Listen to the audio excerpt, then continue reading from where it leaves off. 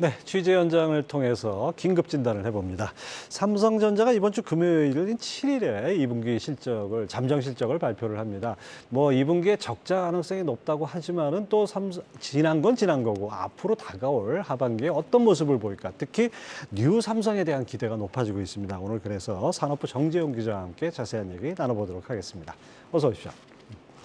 뭐 당초 1분기 반도체 적자 규모 4조 5천억 수준이었는데 2분기 반도체 부분은 그 부분만 놓고 보면 적자 불가피하죠. 그렇습니다. 이제 지금 시장에서는 뭐 긍정적인 기대들이 계속 하반기에 대한 기대감들이 등장하고 있지만 일단 반도체 부분만 떼어놓고 본다면 1분기에 이제 4조 5천억 원 가량 반도체 부분 적자를 기록했는데 2분기에도 이제 최소 3조 원에서 최대 4조 원대까지는 적자가 좀 불가피한 그런 상황입니다. 삼성전자를 비롯한 이제 메모리 반도체 기업들이 감사하는 행렬에 동참을 하면서 반도체 재고 소진을 촉진을 하고 있지만 여전히 공급이 좀 수요를 초과하는 상황이고요. 그 1분기에는 이제 갤럭시 S23 뭐 이제 신작 플래그십 스마트폰이라도 있었지만 2분기에는 이제 플래그십 스마트폰 신제품도 없습니다. 그렇다고 뭐 나머지 가전이나 디스플레이에서 뭐 이렇다 할 눈에 띄는 실적 개선을 보여준 것도 아니라서 어느 정도 현상 유지만 할 것으로 전망이 됩니다. 증권사들의 삼성전자 2분기 영업이익 추정치가 좀 많이 갈리기는 하는데 전사 적자 전환 우려도 있고 뭐 최대 9천억 원 가량 나올 거라는 그런 희망이 섞인 기대도 있습니다. 종합해 보면 1분기보다 못하면 못했지 뭐 이거보다 많이 나아질 거다 이런 예상은 아직까지는 하기 힘든 상황입니다. 뭐 사실 근데 뭐 2분기까지 이미 지난 거잖아요. 앞으로가 중요할 것 같은데요. 지금 뭐 업황 반등 기대감이 커지면서 주가도 꽤 그래도 반등을 하지 않았습니까? 그 앞으로 어떻게 될 것 같습니까? 그럽니다. 시청자분들도 잘 아시겠지만 삼성전자 주가는 뭐 최소 6개월에서 12개월 정도 선행을 하기 때문에 앞으로 하반기 그리고 내년에 대한 기대감이 좀 많이 반영이 돼 있다 이렇게 보면 되는데요. 지난 상반기였죠. 이제 6월까지 하반기에 대한 기대를 저희도 여기 나와서 많이 외치지 않았습니까? 예. 이제는 하반기가 시작됐기 때문에 정말 긍정적인 지표들이 좀 나와야 하는 그런 시점입니다. 예. 7월이 시작하자마자 그래도 희소식이 하나 들렸습니다. 지난달인 6월에 이제 올 들어서 반도체 수출액이 최고치를 기록을 했다라는 것이었죠. 정부에서도 이제 메모리 반도체 감산 효과가 시작이 됐고 앞으로 이제 생성형 AI에 필요한 뭐 HBM 같은 구대역폭 메모리 같은 것들이 계속해서 수요가 늘어날 전망이라고 예측을 했습니다.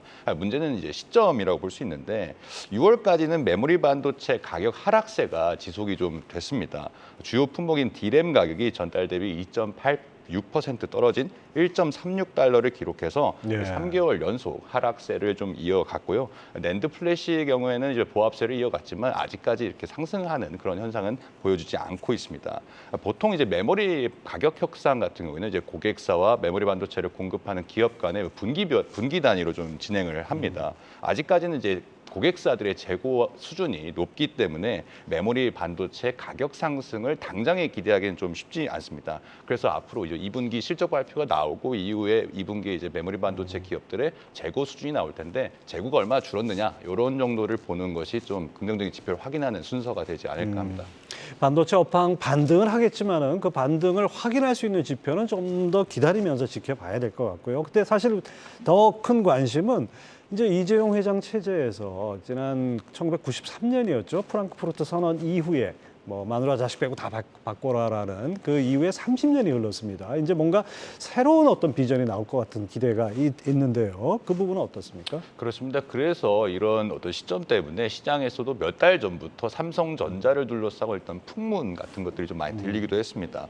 주요 내용은 지금 이제 한종희 대표이사 부회장과 경계훈 대표이사 사장에 어떤 변화가 있을 것이다. 뭐 이런 경영진 교체에 좀 초점이 맞춰진 내용인데 확인을 해보니까 이제 삼성전자 인사팀에서도 뭐 강하게 부인할 정도로 아직까지는 뭐 이제 확인되지 않은 내용들이었습니다. 핵심은 이런 소문들이 돌 정도로 삼성전자 안팎에서 어떤 변화에 대한 필요성을 강하게 주문을 하고 있다는 겁니다. 지금 현재 뭐 용인 시스템 반도체 클러스터 같이 뭐 20년간 300조 투자해서 비메모리 파운드리 같은 것들을 많이 투자를 확대를 하고 있고 뭐 자동차 전장 산업까지 영역을 넓히고 있지만 뭐 TSMC와의 점유율 격차가 여전히 높아서 뭐 거대한 벽이 가로막고 있는 뭐 그런 상황이잖아요. 그리고 뭐 들어보셔서 알겠지만 이제 비스포크로 대표되는 가전 사업 그리고 폴더블 폰 이제 이번 달에 신제품도 등장하게 되는데 벌써 5번째 폴더블 폰 모델입니다. 그만큼 이제 이쪽 사업에서도 어떤 혁신의 동력이 좀 옛날의 말이 됐다라는 그런 지적들이 계속 등장하고 있는 거거든요. 그러니까 이건희 선대 회장의 어떤 비전, 삼성전자의 비전이 글로벌 삼성이었다면 이재용 회장의 삼성은 이제 초격차 삼성이 될 텐데 삼성전자가 2분기에 당장의 실적 부진을 피하긴 어렵지만 앞으로 이제 초격차 삼성을 위한 어떤 액션 플랜들이 등장할 때가 되지 않았나라는 게 시장의 어떤 강한 주문이라고 볼 수 있겠습니다. 뭐 미국에서는 이제 매그니피센트 세븐이라고 하고 또 애플이 시총 3조를 돌파했는데 사실 그 팀 쿡 회장이 취임할 당시에 삼성전자에 비해서 애플 시총이 한 3배 정도였는데 지금 8배가 넘어요. 이런 거 감안하면 이제 삼성도 뭔가 비상할 수 있는 어떤 준비를 해야 되지 않나 생각이 되는데 기대를 해보겠습니다. 정재훈 기자 잘 들었습니다.